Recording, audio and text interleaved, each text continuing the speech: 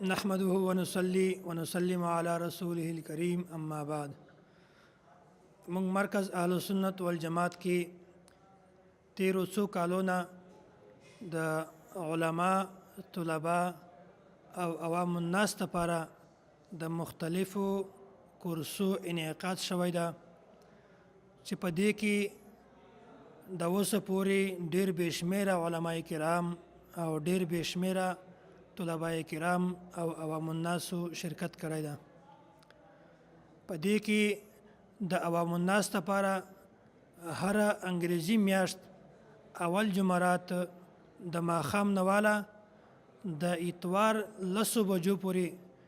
3 روزه تحقیق المسائل کورس په نامه سره یو مختصر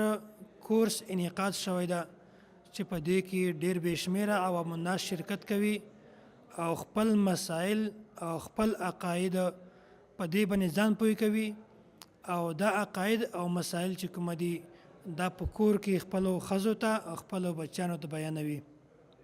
او د درس نظامي نه فارغ التحصیل علماء کرامو دپاره یو کال کورس تخصص فی التحقیق و دعوه په نامه سره دا هغې هم انعقاد شوی ده چې په دې کې هر کال تقریبا 80 نه 80 پورې کسان په دې کې شرکت کوي. د طلباء کرامو دپاره سالانه چټیانو کې په وفاق المدارس امتحان نه بعد مرکز السنۃ والجماعت کې مختصر کورس 12 ورځې تحقیق المسائل په نامه باندې د دې هم د مرکز والو انعقاد کړی ده چې په دې کې هر کال 1500 نه زیات طلباء کرام او علماء کرام شرکت کوي او 13 اپریل سهار 9 بجې باندې به ان شاء الله تعالی د دې افتتاح کیږي، د دې باقاعده به د اسباقو آغاز کیږي او 25 اپریل باندې به ان شاء الله تعالی د دې کورس اختتامی دعا وي. او د عقایدو په لحاظ سره خصوصي اسباق شیخ طریقت متکلم اسلام